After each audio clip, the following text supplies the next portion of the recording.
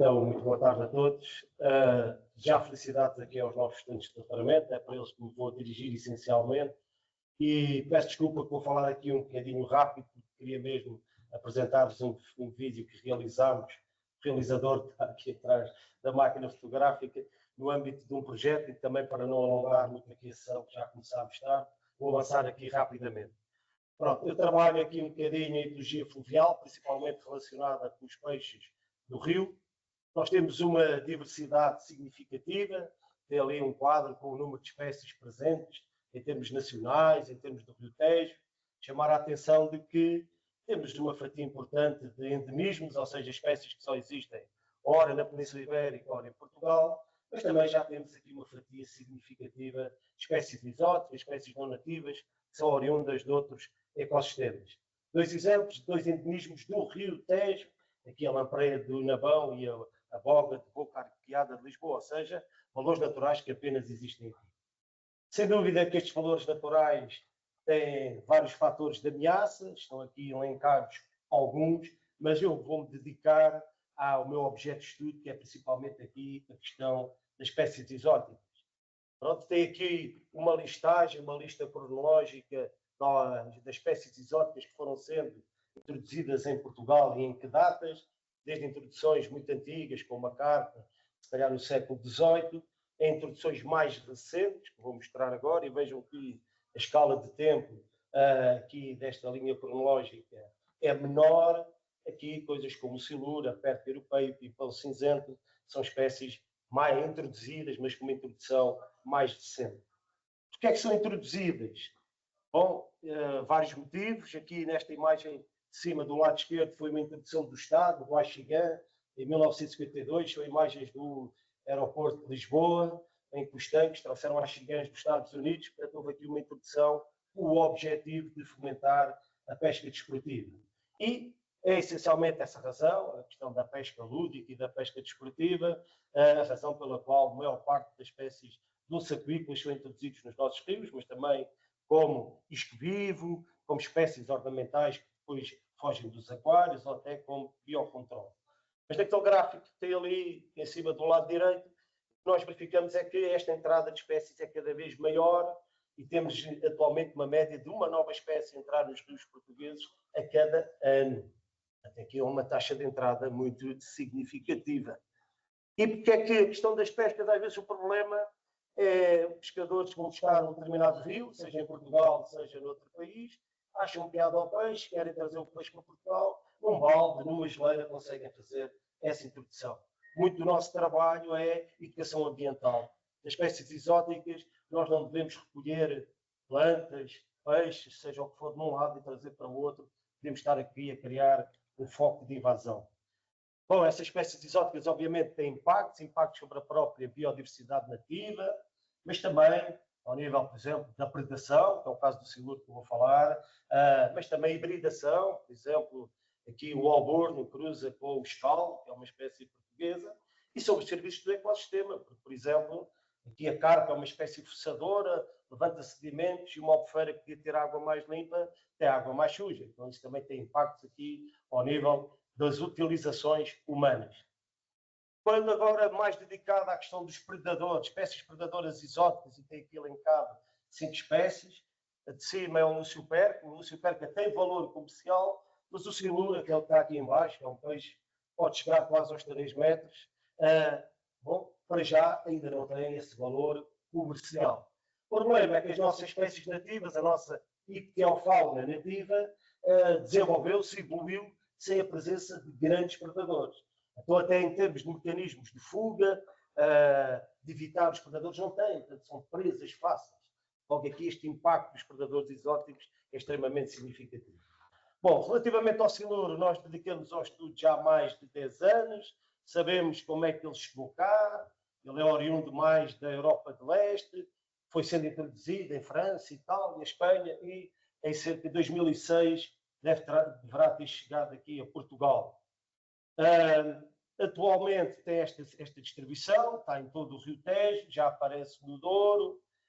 Falar agora aqui com o colega, estava a falar de registros no Guadiana, ainda não estão confirmados cientificamente, mas já aparece a Albufeira de Montargil, na Albufeira de Meimoa, ou seja, ele tem vindo a ser translocado por ação humana. Ele não consegue passar as barreiras naturais das diferentes bacias hidrográficas. Sabes também estudar aqui um bocadinho a dieta, uma tese de mestrado, e começámos a ver que, sem dúvida, já conseguimos notar o impacto que tem sobre as nossas espécies nativas, principalmente no rio de águas correntes. Se for aqui Albufeiras, zonas de águas paradas, águas lênticas, aí o impacto não é tão grande, porque há muitas espécies exóticas já. Então ele alimenta-se de muitas outras exóticas, alimenta-se muito do lagostim vermelho da Louisiana, mas nas águas correntes, que aqui no Tejo é até à barragem de Belvedere, então aí temos espécies migradoras, como o sábio, a savelha, a lampreia marinha, já detectámos na sua alimentação. Em 2022, então, concorremos a um projeto da FCT, o Mega Predator. Felizmente fomos financiados. O projeto agora acabou recentemente, em julho de 2005. Este projeto serviu para nós consolidarmos o conhecimento que tínhamos sobre a biologia e a ecologia da espécie. Tinha aqui várias tarefas, umas mais zonas mais baixas do rio, estas zonas de águas correntes, outras mais nas albufeiras, e mostra-vos muito rapidamente aqui, por exemplo, ao nível da tarefa de o que é que os pescadores pensam relativamente a este peixe. Eles estão cientes e estão preocupados do impacto que o siluro pode ter nas outras espécies nativas, mas quando vamos ver os comportamentos e fizemos questões que eram pescadores profissionais, lúdicos, pescadores desportivos, aqui, com esta setinha, verificamos que os pescadores lúdicos e desportivos, cerca de metade, após a captura do siluro, libertam novamente vivo à água. Isto é uma atividade ilegal, de acordo com a nossa lei da pesca, e é isto que promove depois, possivelmente, a translocação para outras bacias hidrográficas. Mas, na maior parte dos casos, diziam que, sim senhora, temos que controlar aqui a população de siluro. Continuámos a estudar aqui a dieta do peixe, continuámos a ter aqui algumas imagens de estômagos que nós abrimos passável, ali em cima do lado direito é uma lampreia, abaixo do lado direito é uma enguia, portanto, espécies com elevado valor comercial, sem dúvida, fazem parte da dieta e fazem parte de forma significativa. Começámos também a ver, em termos de DNA das fezes do siluro, o que é que ele também andava a comer, para ver se nos estava a escapar qualquer coisa. Do lado direito daquele gráfico é aqui a frequência de ocorrência de várias espécies por análise genética, o que chama-se o metabarcoding, e do lado esquerdo com a análise tradicional, com a abertura do estômago, e algumas espécies só conseguimos detectar o tal metabarcoding. Fomos estudar também por onde é que ele anda. Marcámos aqui alguns peixes e fizemos telemetria, quer na zona de barragem, quer na zona dos rios, e relativamente às zonas nativas, ele está sempre ativo, não tem períodos de inatividade, por exemplo, no inverno, onde na Europa do Leste fica em dormência. Pois é mais ativo à noite do que de dia, no verão está mais à superfície, no inverno está mais em profundidade. Não tem assim grandes movimentos, mas estudámos isto quer na barragem, quer no rio. Isto para quê? Porque este peixe faz agregações na altura, hora da reprodução, ora quando detecta presas que estão a subir o rio, por exemplo, no caso dos peixes migradores, como o sábio e a lampreia, então tentar saber exatamente quando e onde é que fazer estas agregações, porque isto nos podia ajudar a fazer um controle populacional simples e rápido, só naquela altura. Também estudámos a reprodução, aqui relativamente comparando com a zona nativa, tem um período de reprodução, ou seja, um período de emissão de gâmetas mais prolongado no tempo, portanto, mais um fator que contribui para a sua invasão no nosso território, está relacionado com a temperatura da água e produz, uma fêmea consegue aqui produzir milhares de ovócitos, milhares de gâmetas femininas. Portanto, tem um potencial reprodutor muito grande e os siluros podem viver até aos 70 anos de vida. E estão sempre ativos, sempre ativos a partir para aí dos 4 anos. Tem aqui também a dimensão a partir da qual atinge a maturidade sexual. Se o objetivo é remover, então fomos testar vários métodos. Redes, anzóis, o que se chamam os aparelhos ou palangres, que é vários anzóis numa linha. Testámos aqui uma coisa que é com um som que imita aqui uma presa a cair na água, com som, sem som. Pronto, e verificámos que os anzóis são mais seletivos, ou seja, apanham praticamente só siluro, anzóis grandes, e vejam, com isco vivo, tínhamos que apanhar peixe, peixe exótico, e colocávamos vivo ainda no anzol, fazíamos aqui umas maldades, e que depois eram mais seletivos aqui para apanhar siluro. As redes também apanham, mas apanham muitos outros peixes também.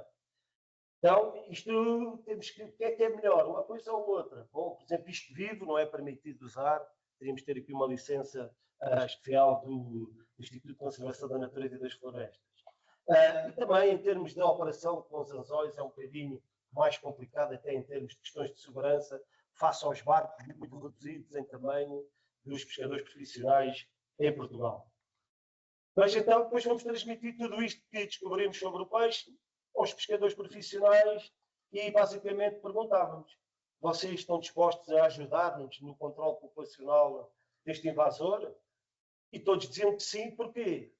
Porque eles sabem, também não lhes fomos dizer nada de novo, que estão a perder o seu negócio. O seu negócio é vender a lampreia, é vender o sábado, é vender o barbo. E sabem que o siluro acaba por comer esta espécie, por se alimentar desta espécie. Estão todos disponíveis. Pois a questão é como. Estão disponíveis, mas obviamente querem ser pagos, né? Querem ser ressarcidos por esse trabalho. E também perguntámos quanto é que achavam que era, digamos, execuível, quanto é que era justo, digamos assim, o preço que eles achavam justo. Temos esses dados, agora não vou aqui falar. Agora, todos decidem a mesma coisa, seja profissional, seja lúdico ou desportivo. Ok, queremos vocês querem que nós matemos o peixe. Mas para fazer o quê? E a parte alimentar, depois deixo aqui para os meus dois colegas que vêm a seguir para falar um bocadinho sobre isso. Mas sem dúvida que uma utilização, uma boa utilização deste recurso é sem dúvida a alimentação humana. E já fazem várias iniciativas sobre esta temática. Depois, quer o Igor, quer o Rodrigo falarão melhor sobre isto. O vídeo que eu vos quero passar é sobre este projeto que tivemos agora em 2025, o Challenge de Siluro, ir ao encontro do quê? Duas coisas. Uma, botar os pescadores desportivos, libertam o siluro, é ilegal. Então nós fomos organizar provas de pesca desportiva dirigidas a este peixe.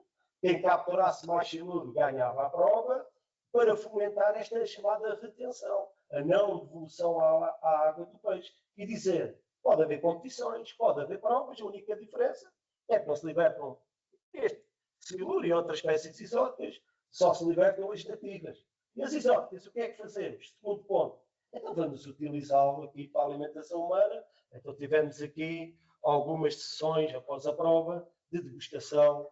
Eu gostava muito que tivessem sido os siluros capturados, mas não tivemos muito sucesso. Tínhamos de reserva alguns siluros para os cozinhar. Neste projeto engraçado, que dizem que todos os pescadores que participaram na prova foram entrevistados e todos diziam: sim, concordamos com a morte do siluro após captura, e quase 100%. Mas depois, quando perguntávamos, e às outras espécies exóticas? E à carne? E ao silvestre? Eu acho que aí já não concordamos. Já não havia tanta concorda. Pronto, aqui vários pratos, aqui o gráfico de baixo, vários pratos que foram confeccionados nestas provas de pesca e também perguntámos o que é que as pessoas gostaram mais, gostaram menos. Houve aqui uma aceitação muito boa dos pratos que foram confeccionados. Esta questão das exóticas, ela é relevante. Aqui neste gráfico nós fazemos o acompanhamento, monitorizamos a ictiofauna do Rio Tejo ao longo de praticamente todo o percurso em Portugal e o que nós verificamos é que cada vez capturamos menos espécies nativas e cada vez capturamos mais espécies exóticas. Portanto, é, sem dúvida, um problema bastante grave. Aqui, para terminar a minha apresentação, dizer que atualmente estamos envolvidos aqui num projeto, relacionado aqui o chamado infishes.pt, em que não é só bater na pesca, não é só bater nos pescadores. Eles são importantes. Eles são importantes para a atividade económica que geram nas regiões. Seja a própria pesca profissional, com a captura e com a venda deste pescado, e que mantém aqui algumas tradições regionais, o Festival Gastronómico do Sábado, da Lampreia, seja o que for, espalhado aqui pelo Tejo, seja o pescador lúdico, uma prova de pesca desportiva, numa determinada região no interior de Portugal, traz muitos praticantes que ficam lá a dormir, que ficam lá a comer, Portanto, isto traz divisas também para o país. E o objetivo deste projeto é mesmo esse, é tentar avaliar a atividade económica associada a esta pesca, que é lúdica, que é desportiva, que é profissional. Então, queria passar aqui mesmo, era o filme deste Challenge de Siluro.